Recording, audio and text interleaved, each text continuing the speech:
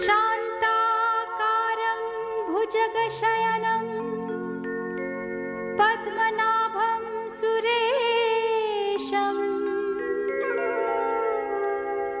विश्वाधारं गगनसदृशं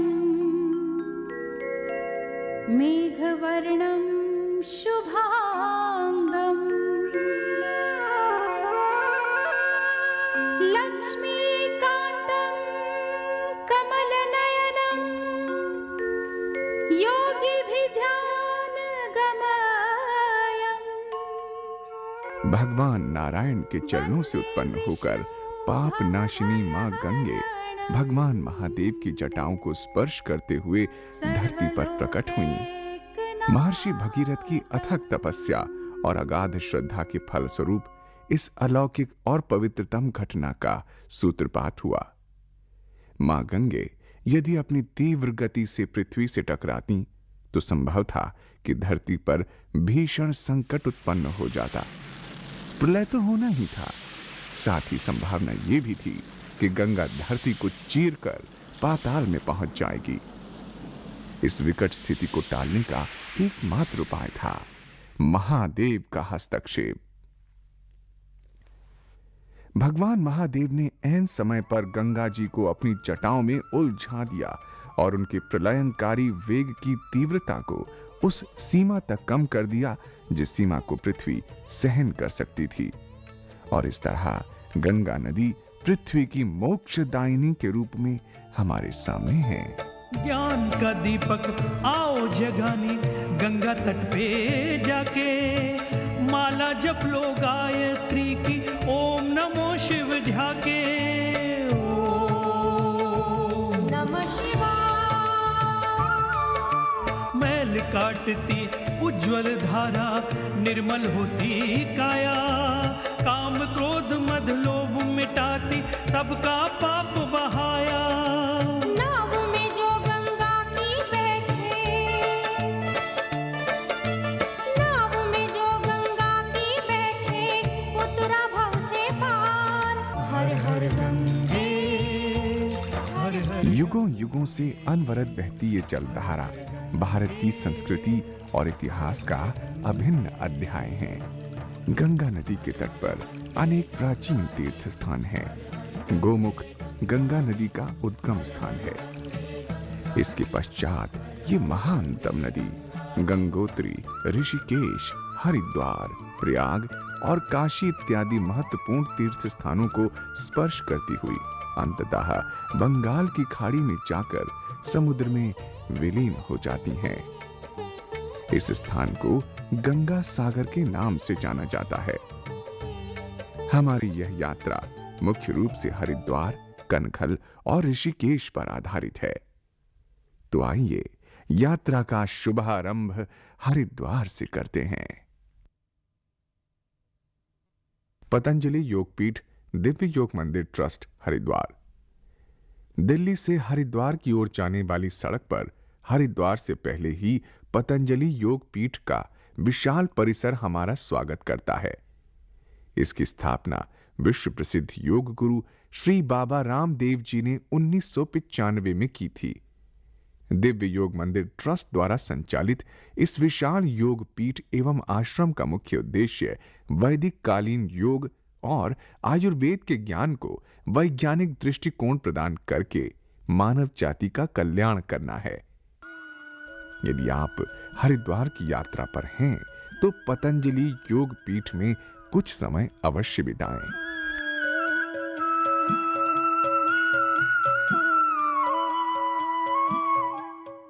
crystal world. Patanjali योग पीठ से कुछ ही दूरी पर क्रिस्टल वर्ल्ड नामक एक एम्यूजमेंट पार्क है। यहां बच्चों और बड़ों सभी के लिए मनोरंजन का अच्छा इंतजाम किया गया है। बच्चों के लिए तो ये एक मौज मस्ती वाला पिकनिक स्पॉट ही है।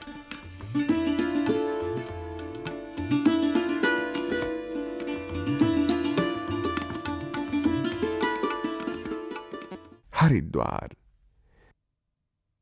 प्राचीन तीर्थ नगरी हरिद्वार अनेक युगों से ऋषि मुनियों, देवताओं और योगियों की साधना स्थली रही है। यहाँ की शांत और अलौकिक पहाड़ियों, वनों और प्राकृतिक गुफाओं का उपयोग योग और साधना के लिए होता रहा है। साधारण जनता के लिए तो हरिद्वार का महत्व स्वर्ग से कम नहीं है। भारत ही क्यों, बल्कि विश्व भर की हिंदू जनता के लिए हरिद्वार एक परम धाम है। इसके अलावा यहां साल भर सैलानियों का भी जमघट लगा रहता है। कुल मिलाकर हरिद्वार साल भर तीर्थयात्रियों और सैलानियों की आवाजाही से गुलजार रहता है। बैठ विमानों में पुण्यात्मा स्वर्गपुरी को जाते हैं। पापी जन तो नरकों का ही भारी दुख उठाते हैं। ऐसा भेद है उस नगरी में जहाँ गंगा सुख सार नहीं। पापी जन के पाप द्रुमों का छेदन करती धार नहीं।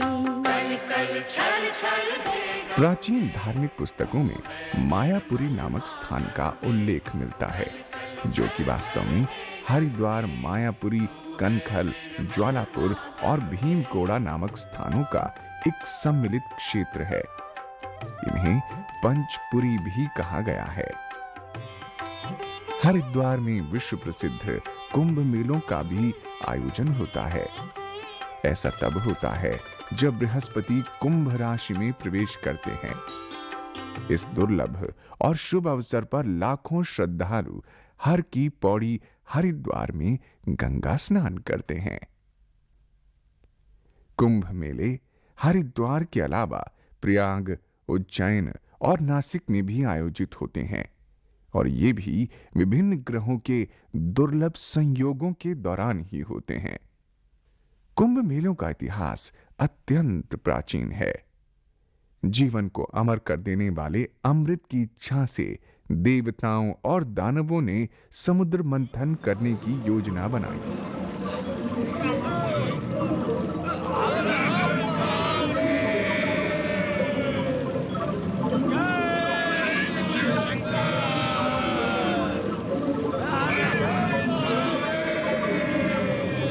कई दिनों तक लगातार समुद्र को मथने के बाद जब अमृत का कलश लेकर धन्वंतरी नामक देवता सागर से उत्पन्न हुए, तो उस पर अधिकार जमाने के लिए देवताओं और असुरों में छीना झपटी मच गई।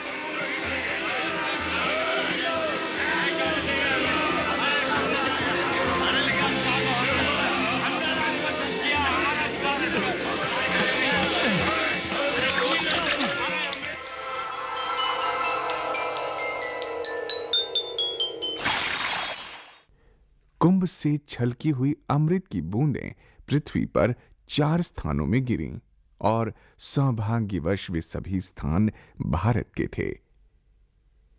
ये चारों स्थान अर्थात हरिद्वार, प्रयाग, उज्जैन और नासिक तभी से कुंभ क्षेत्र कहलाए, और इन स्थानों पर बारी बारी से प्रत्येक 12वें वर्ष कुंभ मेलों और प्रत्येक 6वें वर्ष अर्ध कुंभ मेलों का आयोजन होता है। सुन लो गाथा महाकुंभ की,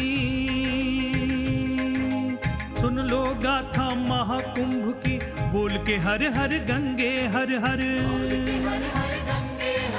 बोल के हर हर गंगे हर हर, बोल के हर हर गंगे हर हर, पाप कटे जो कुंभ नहाए, पाप कटे जो कुंभ नहाए। उसकी नैया जाती तर तर, उसकी नैया जाती तर तर, सुन लो गाथा महाकुंभ की। शिवालिक पर्वतमाला की 2 पहाड़ियों बिल्व पर्वत और नील पर्वत के मध्य बसा हरिद्वार मुख्य रूप से 3 देवताओं का निवास बतलाया जाता है। ये हैं ब्रह्मा, विष्णु और महेश। हरिद्वार से ही चारों धामों की यात्रा का शुभारंभ करने की परंपरा रही है। कैलाश मानसरोवर की यात्रा भी हरिद्वार से आरंभ की जा सकती है। महाभारत के अनुसार पांडव बंधु भी स्वर्गारोहण के लिए हरिद्वार आए थे। यहाँ का भीमकोड़ा नामक स्थान इस बात का प्रमाण है, जहां द्रौपदी की प्यास बुझाने के लिए भीम ने अपने घुटनों के प्रहार से एक जलधारा उत्पन्न की थी।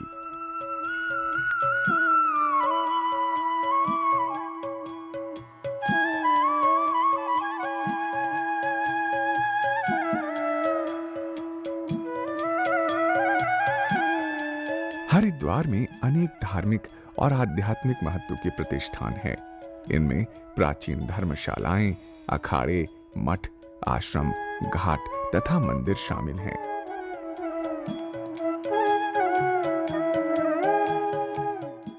बिल्वकेश्वर महादेव, हरिद्वार। हरिद्वार स्टेशन से आप जैसे ही हर की पैड़ी जाने वाले रास्ते पर आगे बढ़ते हैं तो ललतौरा नाम का पुल आता है। यहीं से एक रास्ता बिल्वकेश्वर महादेव के मंदिर की ओर मुड़ जाता है। आगे चलकर बिल्व पर्वत नामक एक शिखर पर बिल्वकेश्वर महादेव का मंदिर है। ऐसी भी मान्यता है कि यहीं पर पार्वती जी ने पुत्र की कामना से तपस्या भी की थी। यहां आजकल शिव जी के 2 विग्रह हैं, एक मंदिर के बाहर तो दूसरा मंदिर के भीतर। यहां से थोड़ी ही दूर पर गौरी कुंड भी है, जो कि देवी गौरी अर्थात पार्वती जी को समर्पित है। यहाँ स्नान और पूजा अर्चना का बड़ा महत्व है। अपने भक्तों की बिगड़ी बनाती है माँ, अपने भक्तों के भाग जगाती है माँ, अपने भक्तों की बिगड़ी बनाती है माँ। हर की पैड़ी या पौड़ी हरिद्वार का केंद्र है और मुख्य स्नान यहीं होता है। पैड़ी का अर्थ है सीढ़ियां, तो इस तरह यह स्थान भगवान की सीढ़ियों वाला स्थान हुआ। महाराज विक्रमादित्य ने इस स्थान पर सबसे पहले पक्की सीढ़ियों का निर्माण करवाया था। हर की पैड़ी को स्पर्श करती हुई गंगा नदी की जलधारा अत्यंत सुंदर लगती है। यहीं पर भगवान विष्णु की चरण पादुका, मनसा देवी, साक्षेश्वर जी और गंगा महादेव जी के मंदिर हैं। साथ ही राजा मान सिंह की छतरी भी स्थापित है। हर की पैड़ी को ब्रह्म कुंड भी कहते हैं। हरिद्वार में सभी प्रकार के धार्मिक अनुष्ठान संपन्न किए जाते हैं। हर की पौड़ी पे हरे मिलेंगे, संग में गंगा माँ के चरण कमल वहाँ मिलेंगे तुमको, त्रिलोकपति दाता के हृदय को पावन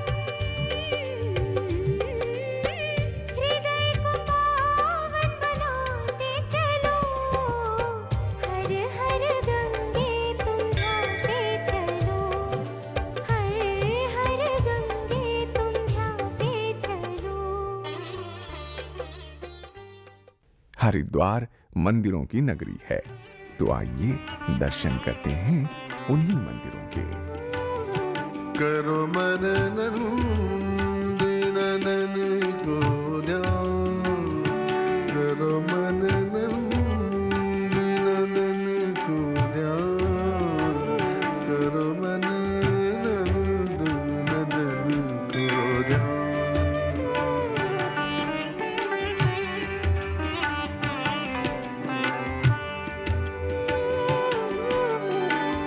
यह अवसर तो है फिर ना मिलेगो,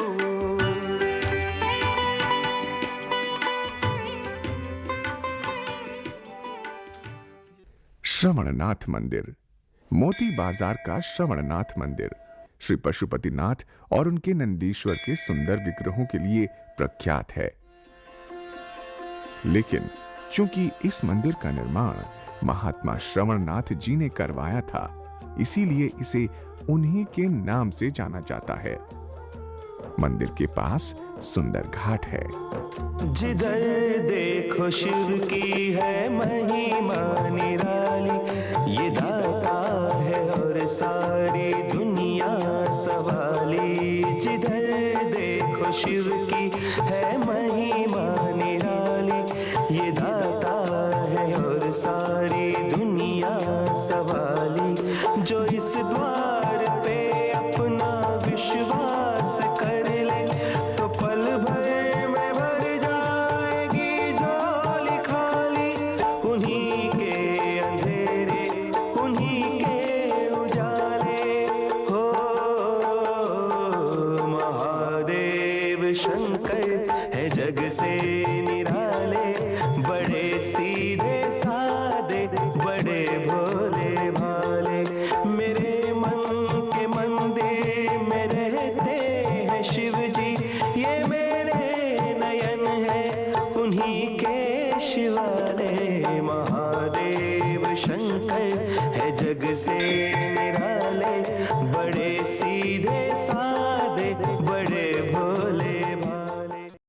माया देवी मंदिर हरिद्वार की अधिष्ठात्री देवी हैं माया देवी। ये इस तीर्थ नगरी की नगर देवी कहलाती हैं। यह स्थान शक्तिपीठ भी है क्योंकि यहां माता सती का हृदय और नाभि क्षेत्र गिरे थे। सती माता के आत्मदाह के पश्चात भगवान शंकर व्यथित अवस्था में उनके मृत शरीर को लेकर आकाश में विचरण करने लगे। तब देवी देवताओं के आग्रह पर भगवान विष्णु ने अपने चक्र से सती माता के शरीर के 51 टुकड़े कर दिए थे। वे सभी 51 टुकड़े जहां जहां भी गिरे वहां वहां एक एक शक्तिपीठ अस्तित्व में आए। माया देवी के इस धाम में अनेक साधकों ने साधनाएं की थी। ये महिमावान धाम है। तेरे ही ध्यान में जो रहते हैं खोए माँ। बाल भी न बाका उन भक्तों का होए माँ। बाल भी न बाका उन भक्तों का होए माँ। तू है दयावान मुझे जरा भी न शक माँ। कष्ट नहीं आने दोगी कभी मेरे तक माँ। कष्ट नहीं आने दोगी कभी मेरे तक माँ। तेरे सिवा तेरे भक्तों के मन की। तेरे सिवा तेरे भक्तों के मन की कोई न समझे बात। तेरी पूजा करो दिन रात माँ अम्बे। तेरी पूजा करो दिन रात। तेरी पूजा करो दिन रात माँ अम्बे। तेरी पूजा करो दिन रात। जीवन की हर डगर पे हरदम। जीवन की हर डगर पे हरदम रहना मेरे साथ। तेरी पूजा करो दिन रात माँ अम्बे। तेरी पूजा करो दिन रात। तेरी पूजा करो दिन रात माँ अम्बे। तेरी पूजा करो दिन रात। तेरी पूजा करो दिन रात माँ अम्बे। तेरी पूजा करो दिन रात। तेरी पूजा करो दिन रात माँ अम्बे। तेरी पूजा करो दिन रात। चंडी देवी मंदिर नील पर्वत की चोटी पर चंडी देवी का पवित्रतम धाम है। चंडी देवी असुरों का संहार करने वाली देवी हैं, जो कि मां दुर्गे का ही रूप हैं। मानव जाति, ऋषि मुनियों और देवताओं को कष्ट देने वाले असुरों को जड़ से समाप्त करने के उद्देश्य से मां वैष्णो ने चंडी का रूप धारण किया था। यह मंदिर उन्हीं चंडी देवी को समर्पित है। ये शक्ति, शौर्य और विजय की देवी हैं। मां चंडी ने यहां ऐसे ही 2 असुरों के साथ भीषण युद्ध किया था। उन असुरों के नाम थे शुंभ और निशुंभ। इस भीषण संग्राम में ये दोनों राक्षस मां चंडी के हाथों मारे गए थे। हरिद्वार की तीर्थ यात्रा पर आए श्रद्धालु मां चंडी का भी आशीर्वाद लेते हैं। जय अम्बे गौरी मैया। जय श्यामा गौरी। तुमको निस दिन ध्यावत। तुमको निस दिन ध्यावत। हरि ब्रह्मा शिवरी। ओम जय अम्बे गौरी।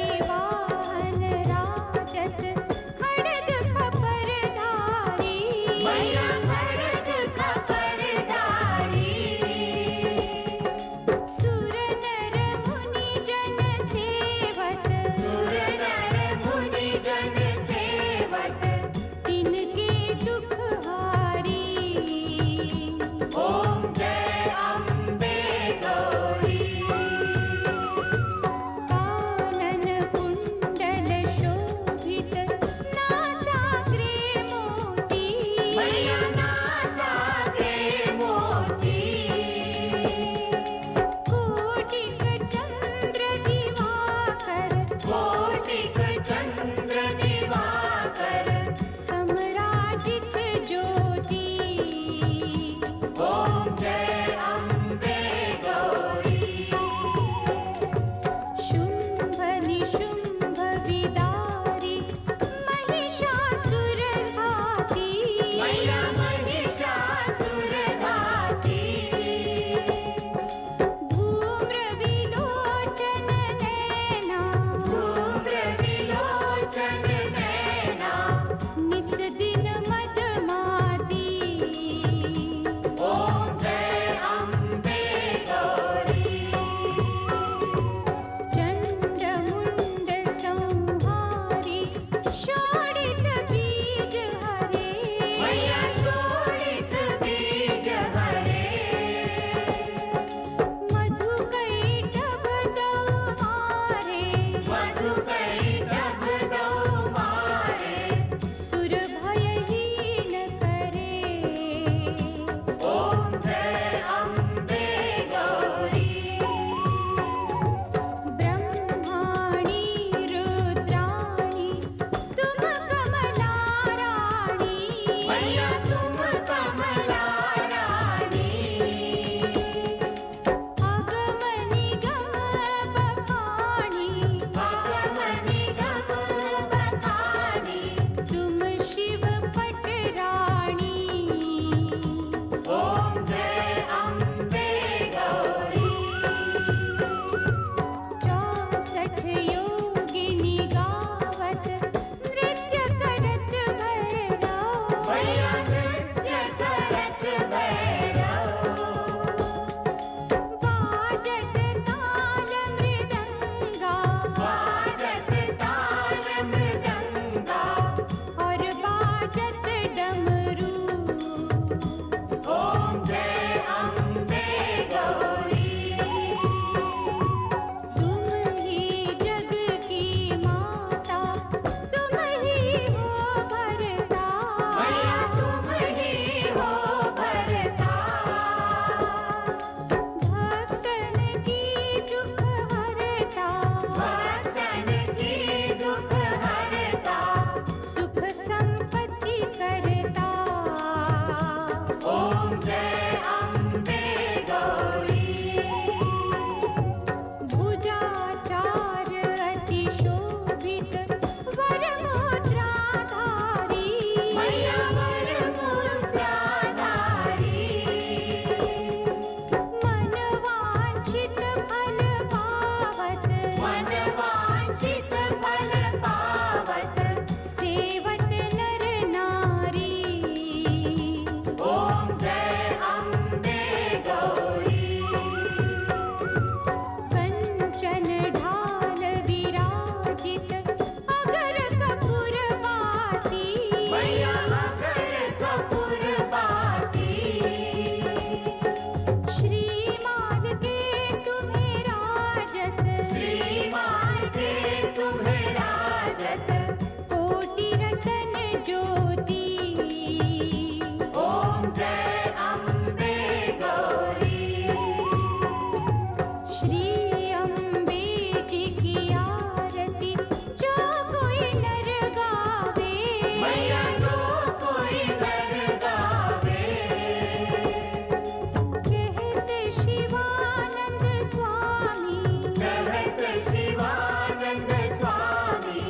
सुख संपत्ति पावे ओम जय अम्बे गौरी चंडी माता के पास ही अंजनी माता का भी मंदिर है। मां अंजनी महाबली श्री हनुमान जी की माता हैं। पास ही कई अन्य मंदिर भी हैं, जैसे काली माता मंदिर, श्री हनुमान मंदिर, गौरी शंकर मंदिर, नीलेश्वर महादेव मंदिर। काहे भटकता डोले दर दर शिव की शरण में आजा, इसको तरसते सब दुनिया में रंग होता है राजा। काहे भटकता डोले दर दर शिव की शरण में आजा, इसको तरसते सब दुनिया में रंग होता है राजा। हाँ रंग हो चाहे राजा। शिव है परम, शिव है परम, शिव है परम परमात्मम। ओरे मनवा, ओरे मनवा तू हरदम कहे जा तू शिव शरणम। ओरे मनवा तू हरदम कहे जा तू शिव शरणम।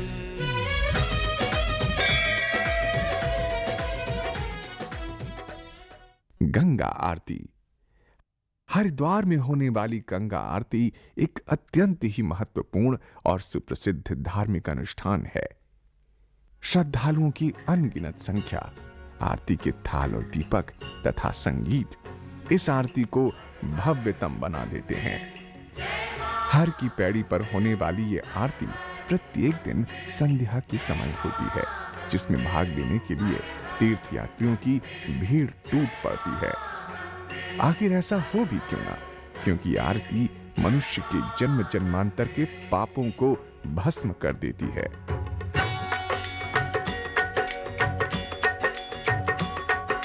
जय गंगे माता, श्री जय गंगे माता। जो नर तुझको ध्याता, जो नर तुझको ध्याता, मनवांछित फल पाता। ओम जय गंगे माता।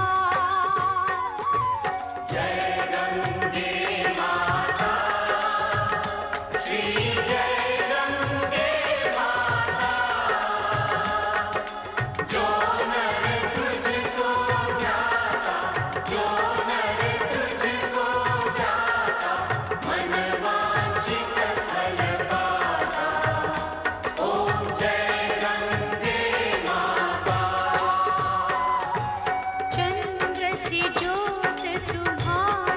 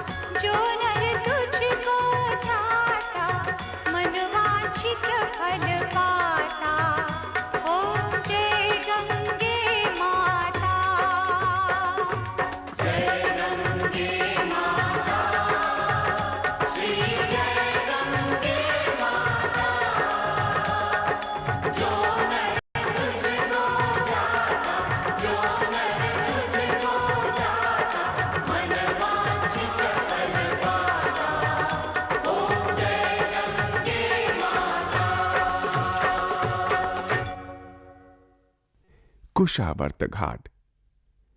कुशावर्त घाट सुप्रसिद्ध तपस्वी, योगी और देव श्री दत्तात्रेय जी की तपस्या स्थली के रूप में विख्यात है। यहां साधक लोग योग और तंत्र की साधना करते हैं। साधारण जन कुशावर्त घाट पर पिंडदान करते हैं। यहां श्राद्ध कर्म करने से पितरों की आत्माओं को गोलोक में स्थान मिलता है। विभुव्यापकं ब्रह्मवेदस्वरूपम् निजं निर्गुणं निर्विकल्पं निरीहम् चिदाकाशमाकाशवासं भजेऽहम् निराकार ओंकार मूलं तुरीयम्। भीमगोड़ा। हरिद्वार क्षेत्र का भीमगोड़ा नामक स्थान महाभारत काल का है। महाभारत के जग प्रसिद्ध महायुद्ध के पश्चात पांचों पांडव और द्रौपदी स्वर्गारोहण की अपनी यात्रा के दौरान यहां आए थे। यहां पहुंचकर द्रौपदी को प्यास लगी, परंतु उस समय यहां दूर दूर तक पानी का नामो निशान नहीं था। यह देखकर भीम ने अपने घुटनों के प्रहार से एक जलधारा उत्पन्न की थी। यह कुंड उसी काल का है। ऐसी भी मान्यता है कि यह जल वास्तव में गंगा जल ही है। भीमगोड़ा अपने इसी महत्व के कारण तीर्थयात्रियों के मध्य अत्यंत लोकप्रिय है।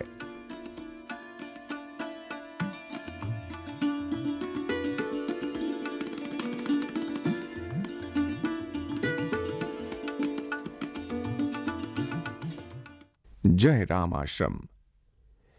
जय राम आश्रम मूलतः एक आश्रम है और यहां पर तीर्थयात्रियों के रहने और विश्राम करने के लिए उचित व्यवस्था की गई है।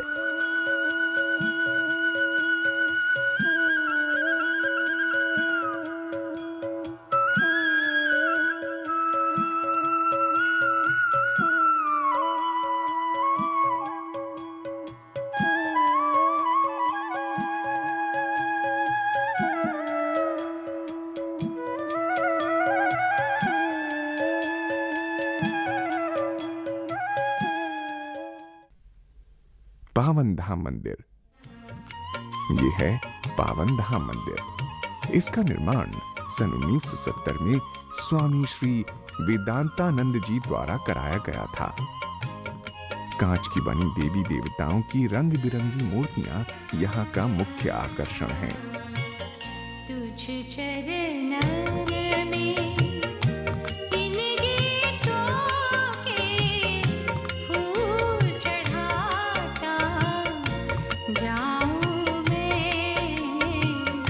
तुझ चरणन में इन गीतों के फूल चढ़ाता जाऊं मैं। रथ पर सवार भगवान श्री कृष्ण और अर्जुन के विग्रह तो सचमुच अत्यंत आकर्षक हैं।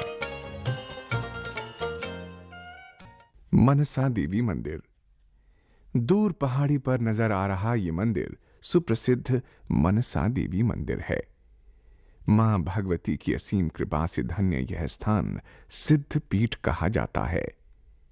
इस मंदिर तक जाने के लिए दो मार्ग हैं। पैदल यात्रियों के लिए यहीं के गरुड़ घाट नामक स्थान से सीढ़ियां बनवाई गई हैं और दूसरा मार्ग है उड़न खटोले का। उड़न खटोला यानी रोपवे कार या केबल कार। उड़न खटोले की सवारी जीवन भर रोमांच का अनुभव कराती रहती है। गहरी घाटियों के ऊपर से गुजरती केबल कार छोटे बड़े सभी को पसंद है। ऊंचाई से हरी भरी पहाड़ियों और वादियों का अद्भुत नजारा दिखलाई पड़ता है। मनसा देवी मंदिर में संध्या के समय आरती होती है। ओम जय मनसा देवी मैया, जय मनसा देवी। तुमको निश दिन ध्यावत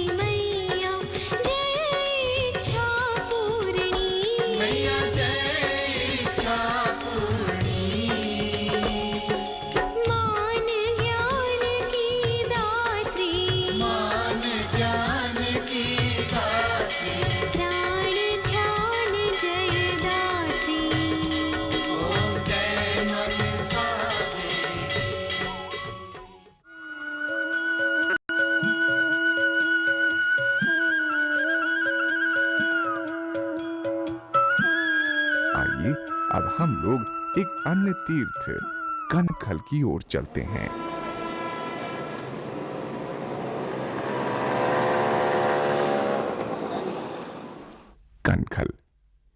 कनखल भी एक प्राचीनतम नगरी है। यह स्थान कभी प्रजापति दक्ष की राजधानी हुआ करता था। प्रजापति दक्ष तब ब्रह्मांड के अधिपति थे और उन्हीं के आदेश पर अन्य प्रजापति अपना शासन चलाते थे। प्रजापति दक्ष इतने वीर और पराक्रमी थे कि उस समय उनकी मर्जी के बिना कुछ भी संभव नहीं हो पाता था। परंतु मान सम्मान, ऐश्वर्य और सत्ता ने उनके स्वभाव में अभिमान का सहर खोल दिया था। उनका घमंड दिनों दिन बढ़ता ही गया और एक दिन उन्होंने अहंकार के नशे में भगवान शंकर का ही अपमान कर दिया। सभी देवता और ऋषि मुनि प्रजापति दक्ष के दुस्साहस से दंग रह गए, परंतु महादेव शंकर ने प्रजापति दक्ष के अपशब्दों को चुपचाप सुन लिया। वो घटना प्रयाग में घटी थी, जहां ऋषि मुनियों ने एक विशाल यज्ञ का आयोजन किया था। भगवान शंकर शांत भाव से वहां से चले गए।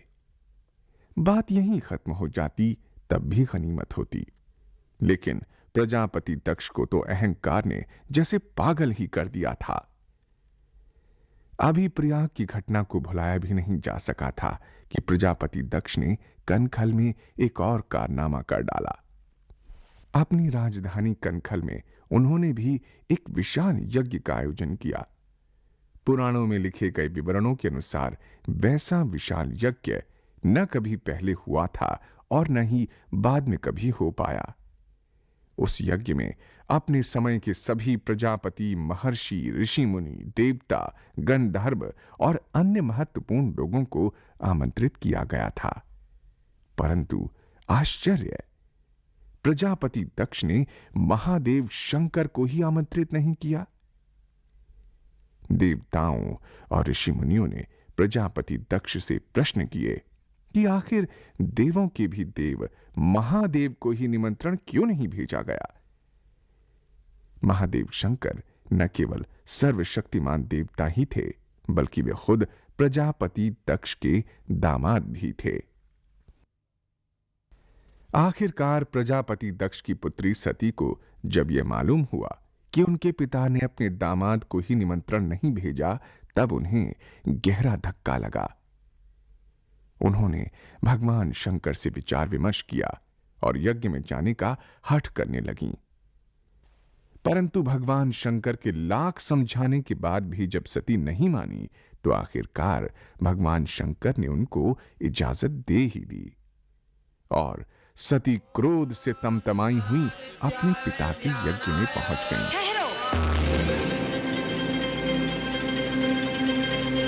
वैकुंठनाथ, मैं आपसे पूछती हूँ, कैलाशपति भगवान रुद्र को भूलकर आप शिव विरोधी यज्ञ में उपस्थित हो गए? देवी, किसी महायज्ञ का निमंत्रण अस्वीकार करना अशुभ अकल्याणकारी होता है, इसलिए हमें यहां पर आना पड़ा। आप सब व्यर्थ में पश्चाताप कर रहे हैं। हम अपनी इस अभागिन पुत्री के अयोग्य पति को भली भांति जान गए हैं। सती, हम तेरे कुल वही अघोरी कपालिक पति को कभी यहां नहीं बुलाएंगे। भरी सभा में अपने पति का ऐसा अपमान देखकर सती के दुख की सीमा ही न रही और उन्होंने एक ऐसा कदम उठाने का निश्चय कर लिया जिसकी किसी ने कल्पना भी नहीं की थी। आत्मदाह। देवों के देव और सर्वशक्तिमान भगवान शंकर की अर्धांगिनी की हत्या के अपराधी प्रजापति दक्ष के सर्वनाश की उल्टी गिनती शुरू हो चुकी थी।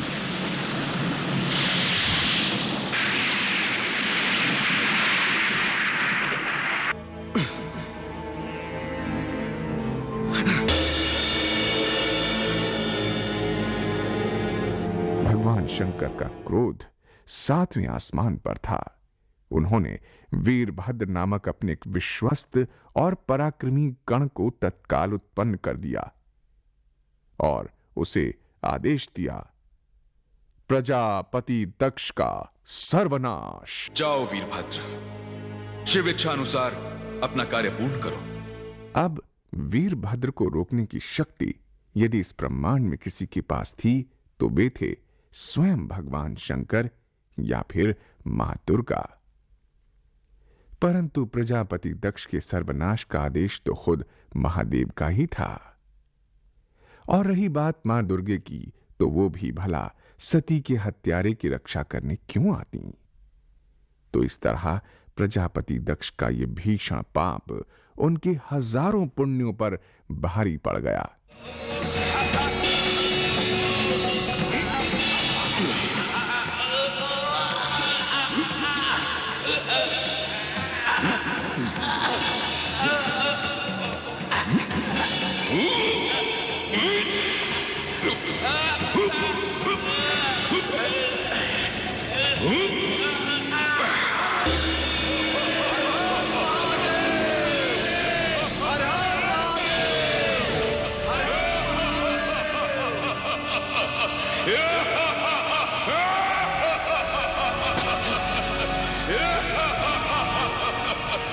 आज भले ही उस घटना को बीते कई युग हो चुके हैं, परंतु कनखल में आज भी कुछ ऐसे स्थान हैं जो हमें उस घटना की याद दिला देते हैं।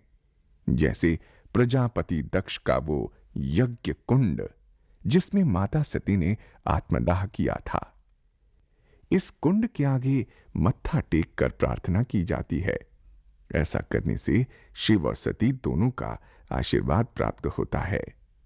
प्रजापति दक्ष को समर्पित एक मंदिर भी यहां है। इसे दक्षेश्वर मंदिर कहते हैं। यह मंदिर इसलिए है क्योंकि प्रजापति दक्ष एक महापराक्रमी व्यक्ति थे।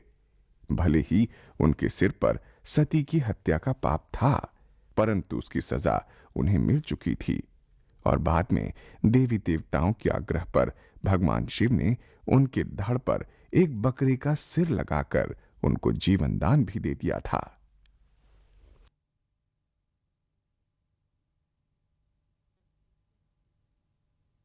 दक्षेश्वर मंदिर के पास ही एक प्राचीन वट वृक्ष भी है।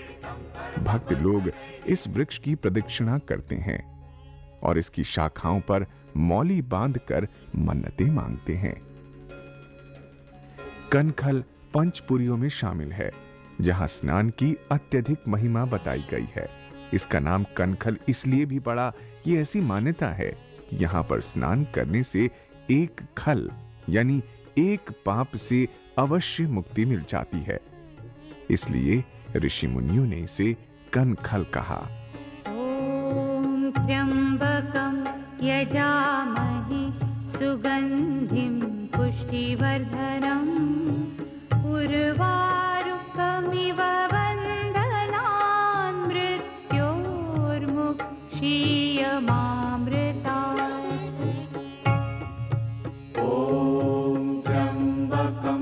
यजामहे सुगंधिं पुष्टिवर्धनम् उर्वारुकमिव बन्धनान् मृत्योर्मुक्षीयमामृता। भारत माता मंदिर 7 मंजिला यह भवन वास्तव में भारत माता मंदिर कहलाता है। इस मंदिर में भारतवर्ष के अनेक महापुरुषों, वीरों, ऋषि मुनियों, देवी देवताओं और वीरांगनाओं की विग्रह प्रतिष्ठापित हैं।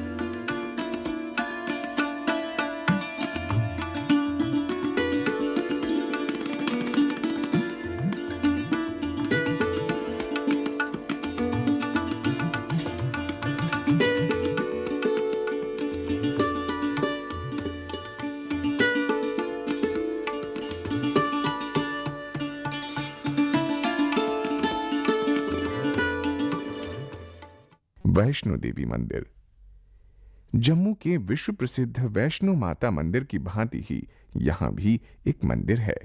इसे भी वैष्णो देवी मंदिर कहा जाता है। वैसी ही संकरी गुफा और फिर वैसी ही पिंडियां तीर्थयात्रियों को जम्मू की वैष्णो माता की याद दिला देती हैं। नवरात्रों के अवसरों पर यहां विशेष उत्सव का माहौल होता है।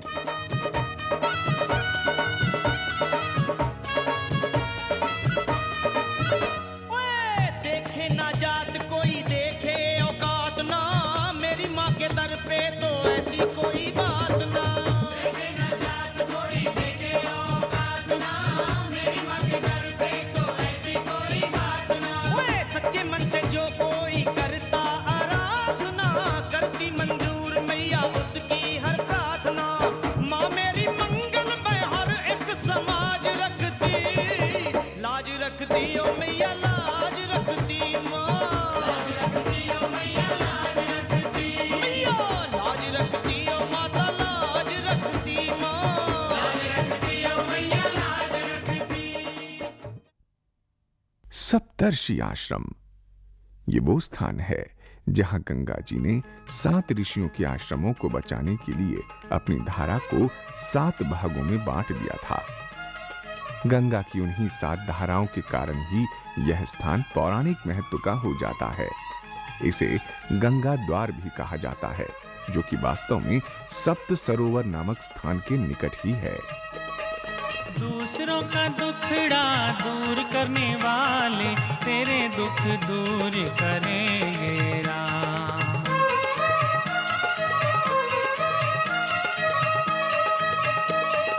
दूसरों का दुखड़ा दूर करने वाले तेरे दुख दूर करेंगे राम। किए जा तू जग में भलाई का काम, तेरे दुख दूर करेंगे राम।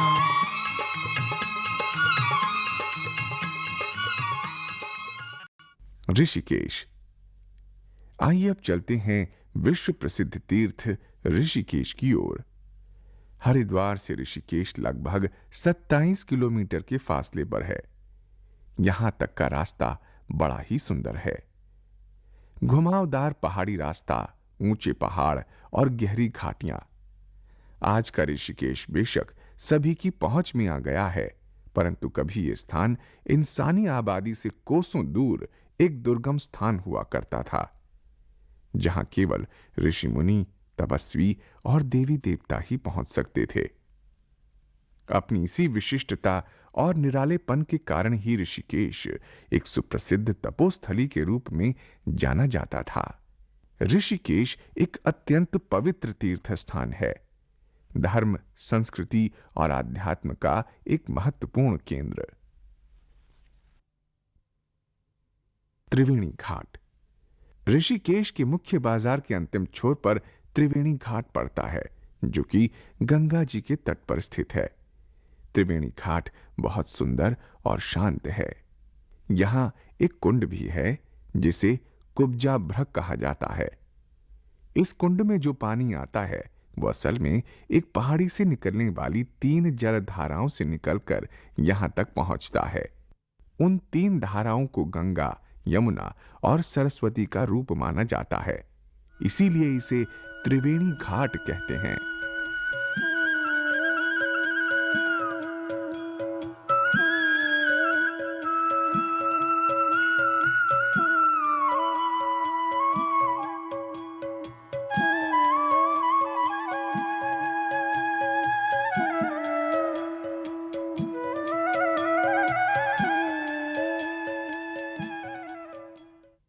भरत मंदिर। ऋषिकेश के बाजार के किनारे ही भरत मंदिर है। मर्यादा पुरुषोत्तम श्री रामचंद्र के भाई भरत जी ने इस स्थान पर तपस्या की थी। इसी कारण यह स्थान अत्यंत महिमावान है। लक्ष्मण झूला। स्टील के मजबूत तारों के सहारे झूलता हुआ यह पुल लक्ष्मण झूला कहलाता है। यह पुल 450 फुट लंबा और गंगा जी के पानी की सतह से लगभग 70 फुट ऊपर है। इसके ऊपर चलने फिरने का अपना अलग ही रोमांच है। मान्यता है कि इस स्थान पर लक्ष्मण जी ने तपस्या की थी। गंगा नदी को पार करने में कोई कठिनाई न हो, इसलिए अपने बाणों की सहायता से उन्होंने यहां एक पुल बना लिया था। उसी घटना की स्मृति में यह पुल आधुनिक काल में बनाया गया।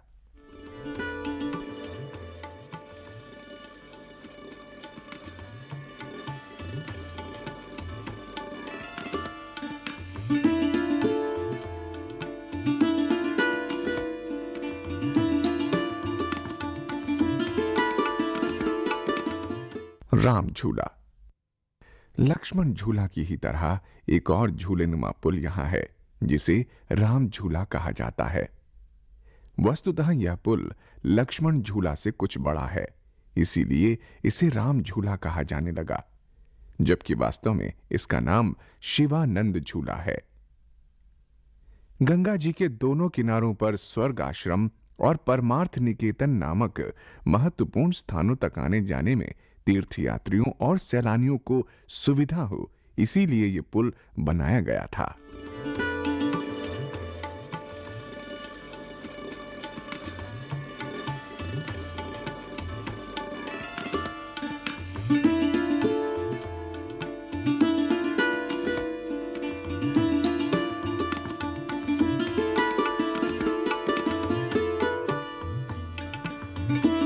स्वर्ग आश्रम, ये है स्वर्ग आश्रम।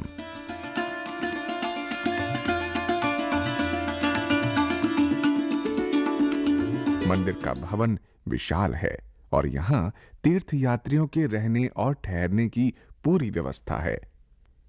बद्रीनाथ धाम की तीर्थ यात्रा पर जाने वाले यात्री स्वर्ग आश्रम में विश्राम कर सकते हैं। इसका निर्माण सुप्रसिद्ध संत श्री काली कमली वाले जी ने करवाया था। गीता भवन। स्वर्ग आश्रम से आगे चलें तो गीता भवन की सुंदर इमारत हमें अपनी ओर खींच लेती है। उत्तर प्रदेश के गोरखपुर स्थित विश्व प्रसिद्ध गीता प्रेस नामक धार्मिक और सांस्कृतिक प्रेस समूह द्वारा इस भवन का निर्माण हुआ था। इसकी देखरेख और संचालन इत्यादि का कार्य भी गीता प्रेस द्वारा किया जाता है।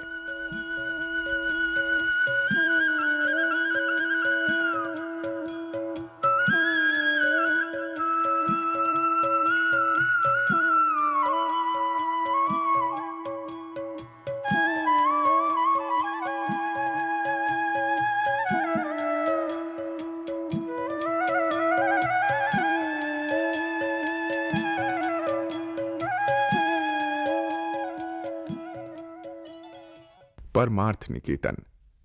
गीता भवन के पास ही परमार्थ निकेतन भी है। परमार्थ निकेतन देश विदेश से आए अनगिनत श्रद्धालुओं के सम्मेलन का केंद्र है। यहाँ नियमित रूप से धार्मिक महत्व के पाठ होते रहते हैं, जिनमें वैदिक मंत्रों से लेकर भजन कीर्तन इत्यादि आते हैं।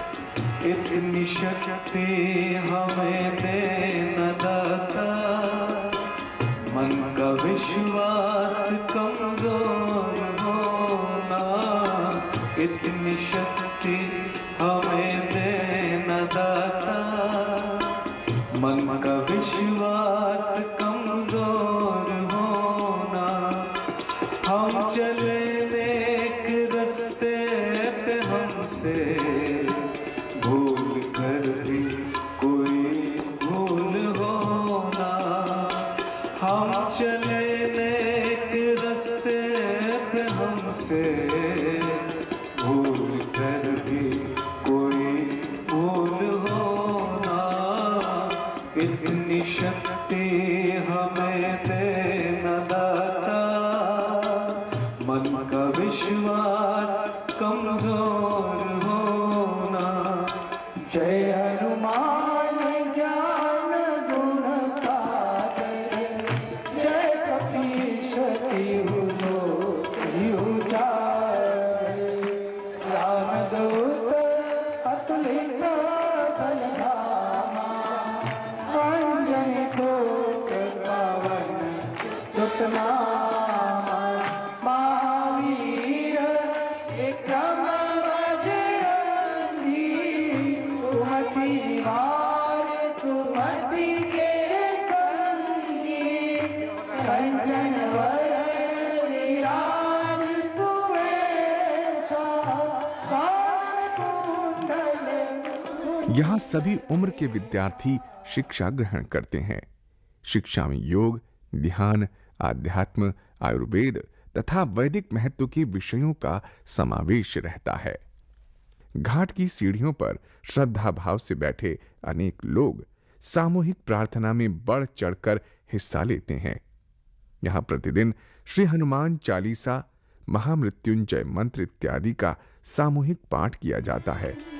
और उसके बाद आरती होती है।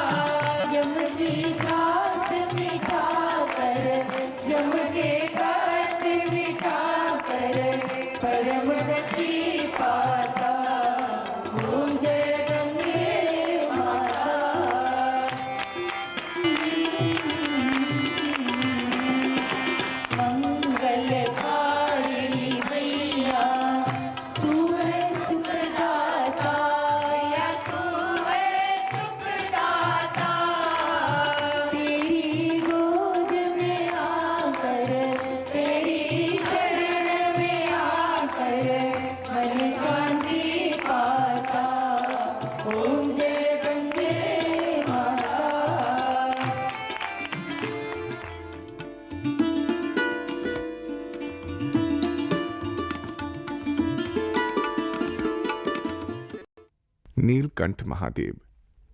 ऋषिकेश में नीलकंठ महादेव का भी एक सुंदर मंदिर है। भगवान शंकर को नीलकंठ भी कहा गया है क्योंकि उन्होंने संसार को नष्ट करने वाले कालकूट नामक विष को अपने कंठ में उतार लिया था। पौराणिक कथा के अनुसार अमृत की तलाश में देवताओं और दानवों ने सागर को मथने का निश्चय किया।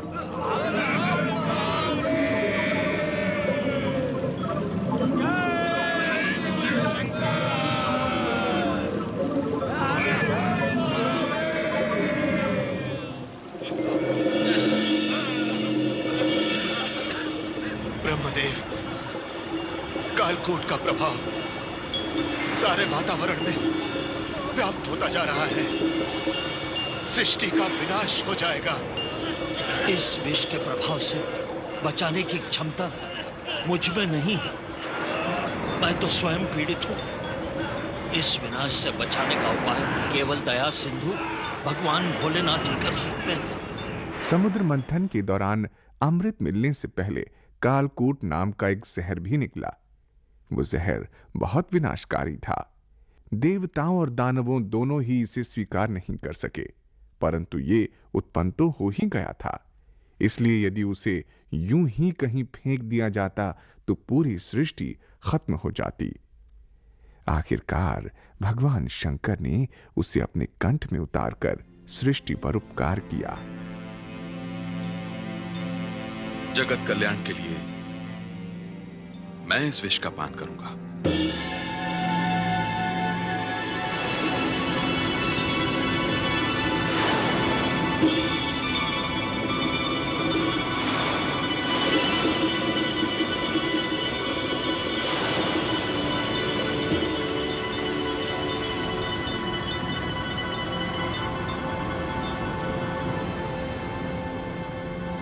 परंतु वह विष भगवान के कंठ को सदा सदा के लिए नीला कर गया। उसके असर से भगवान शिव भी विचलित हो उठे। फिर कहा जाता है कि वे उसी उष्णता को शांत करने के लिए मणिकूट पर्वत पर चले गए और वहीं समाधि लगाकर बैठ गए। इस तरह लगभग 60,000 वर्षों की समाधि के बाद कालकूट का असर समाप्त हुआ।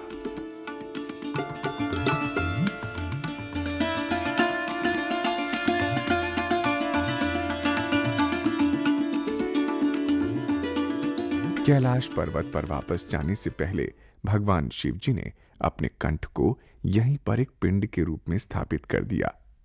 तभी से ये स्थान नीलकंठ महादेव के नाम से विख्यात हो गया। समय समय पर नीलकंठ महादेव की आरती उतारी जाती है। आरती एक अत्यंत ही महत्वपूर्ण और सुप्रसिद्ध धार्मिक अनुष्ठान है। ओम जय शिव ओंकारा, स्वामी हरि शिव ओंकारा,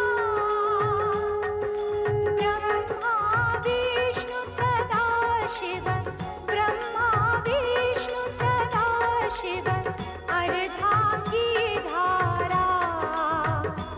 ओम जय शिव ओंकारा, एकानन चतुरानन पंचानन राजे, स्वामी पंचानन राजे, हंसानन गरुड़ासन, हंसानन गरुड़ासन, विश्ववाहन साजे। ओम जय शिव ओंकारा,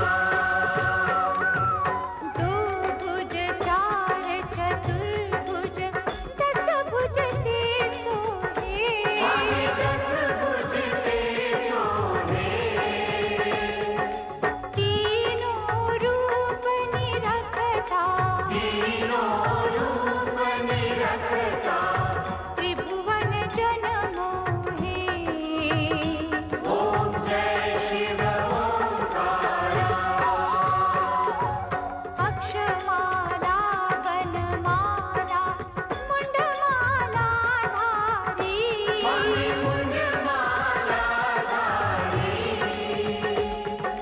चंदन मृग मद सोहे, चंदन मृग मद सोहे, भाले शशिधारी।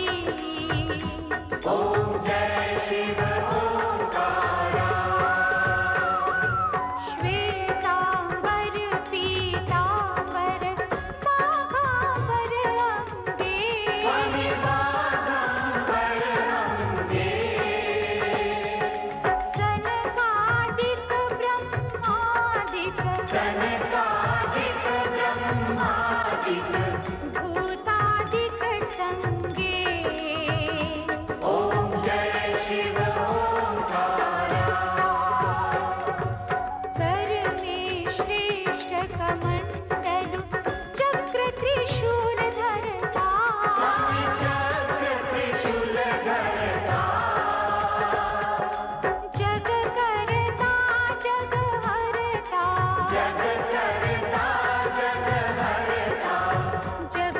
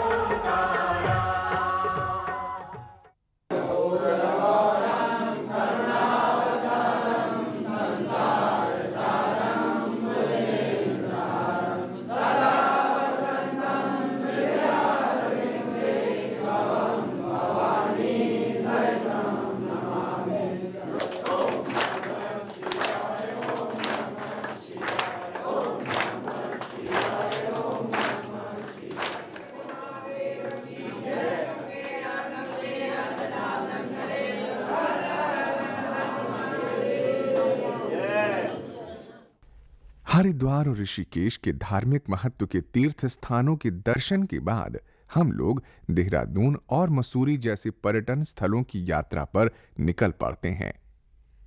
देहरादून और मसूरी ये दोनों ही स्थान विश्व भर में अपनी प्राकृतिक सुंदरता और स्वास्थ्यवर्धक आबो हवा के लिए मशहूर हैं। शिव मंदिर। देहरादून मसूरी नेशनल हाईवे पर एक भव्य शिव मंदिर है। मंदिर के गर्भगृह में शिव जी का सुंदर विग्रह तथा शिवलिंग स्थापित है। यह शिव मंदिर एक निजी मंदिर है, इसलिए यहां चढ़ावे में पैसा चढ़ाने की मनाही है। हालांकि दर्शन और पूजा अर्चना कोई भी भक्त कर सकता है। प्रसाद के रूप में यहां जलेबी और खीर बांटा जाता है। विग्रह और शिवलिंग का प्रतिदिन श्रृंगार किया जाता है। कोई मांगे महल हवेली, कोई मांगे चांदी सोना, कोई मांगे चांदी सोना, कोई मांगे चांदी सोना। ओ मैं चाहूं तेरे मन मंदिर में मिल जा छोटा सा कोना, ओ मिल जा छोटा सा कोना, ओ मिल जा छोटा सा कोना। ओ मैं निर्धन मेरे पास मैं कोना, मैं तो मांग मांग खाऊं सोनाथ मन दर्शन दे दे, मैं के रोज रोज आऊं सो मन दर्शन दे दे, मैं के रोज रोज आऊं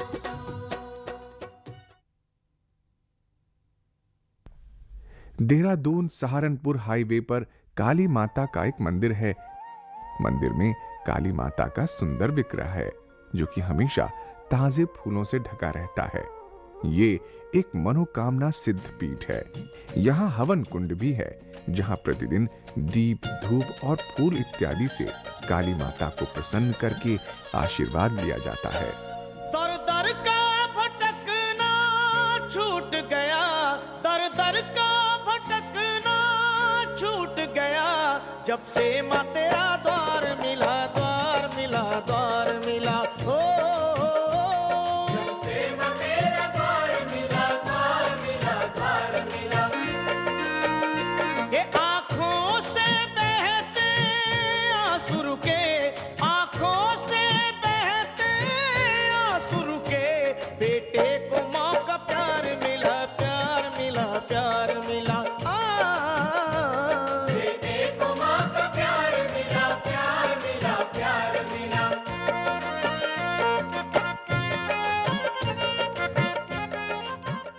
देहरादून।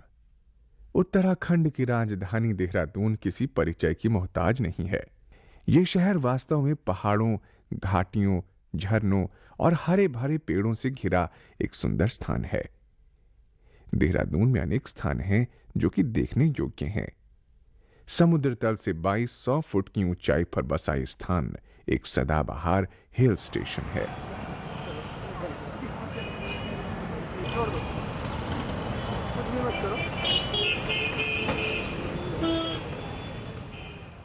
साईं बाबा मंदिर। साईं बाबा का मंदिर यहाँ के मुख्य आकर्षणों में से है। यह विशाल मंदिर हर समय साईं भक्तों से भरा रहता है। मंदिर में साईं बाबा की जानी पहचानी सुंदर मूर्ति विराजमान है।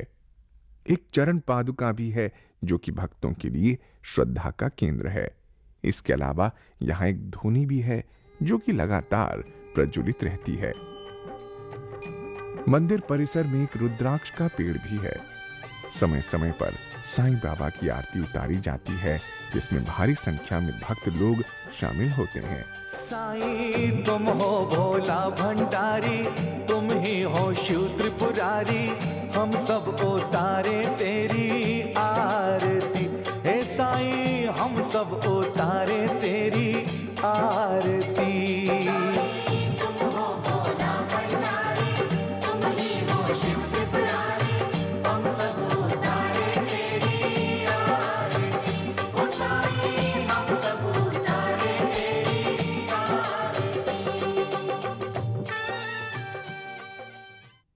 घंटाघर।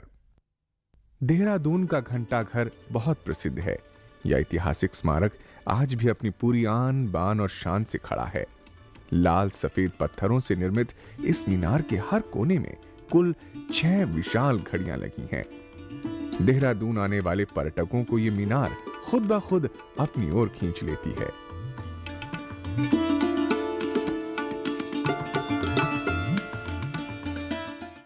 पलटन बाजार। पलटन बाजार देहरादून का एक लोकप्रिय बाजार है। यहाँ हर तरह की दुकानें और भव्य शोरूम तथा होटल वगैरह हैं। सुबह शाम यहाँ बड़ी रौनक रहती है।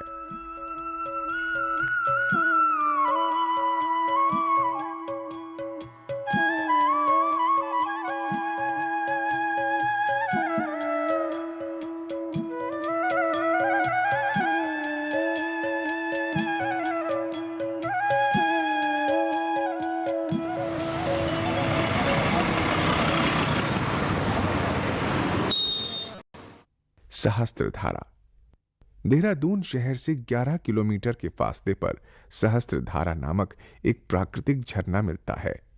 इस झरने की विशेषता यह है कि यहां अनेक जल स्रोतों से जल गिरता रहता है, इसीलिए इसे सहस्त्रधारा नाम दिया गया है।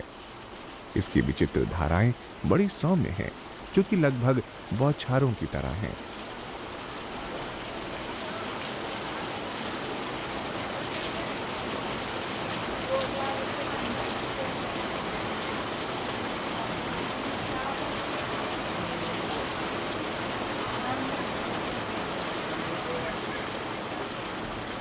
सहस्त्रधारा के पास ही बलदी नामक नदी भी है, जो कि यहाँ की सुंदरता को और भी बढ़ा देती है।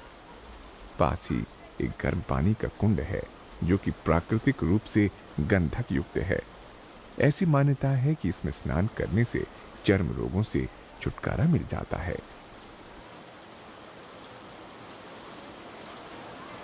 यहाँ एक मंदिर भी है, जो कि द्रोण ऋषि का मंदिर कहलाता है। सहस्त्रधारा में पर्यटकों के रहने, ठहरने इत्यादि के लिए उचित व्यवस्था है।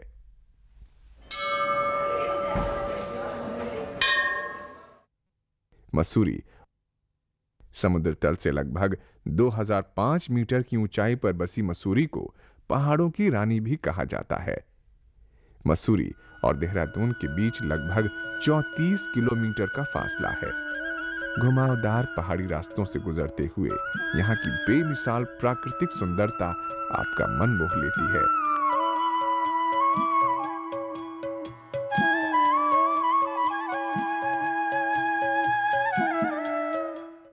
मसूरी लेक। मसूरी शहर से लगभग 6 किलोमीटर दूर एक खूबसूरत झील है, जिसे मसूरी लेक कहा जाता है।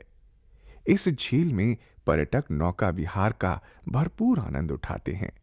यहां हर समय पर्यटकों की भीड़ लगी रहती है। झील अत्यंत सुंदर है और इसके पानी पर बत्तखें तैरती रहती हैं।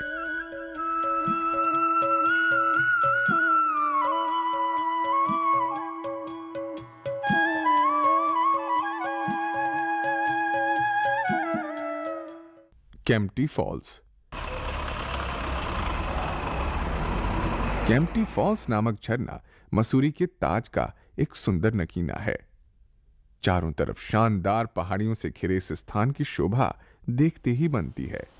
इसका ताजा और शीतल जल सारी थकान मिटा देता है। ये एक लोकप्रिय पिकनिक स्पॉट है, जहां खाने पीने की भी अच्छी व्यवस्था है।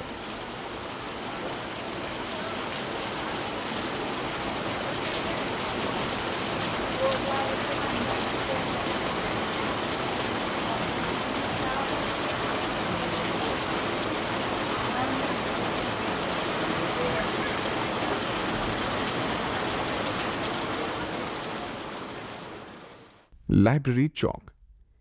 लाइब्रेरी चौक मसूरी के व्यस्त इलाकों में से है। यहां हर समय पर्यटकों और स्थानीय निवासियों की आवाजाही लगी रहती है और इसी के साथ हमारी यात्रा संपन्न होती है। इस यात्रा में हमने धार्मिक महत्व के स्थानों के साथ साथ पर्यटन की दृष्टि से महत्वपूर्ण स्थानों की भी यात्रा की, जिसकी स्मृति हमें जीवन भर रोमांचित करती रहेगी।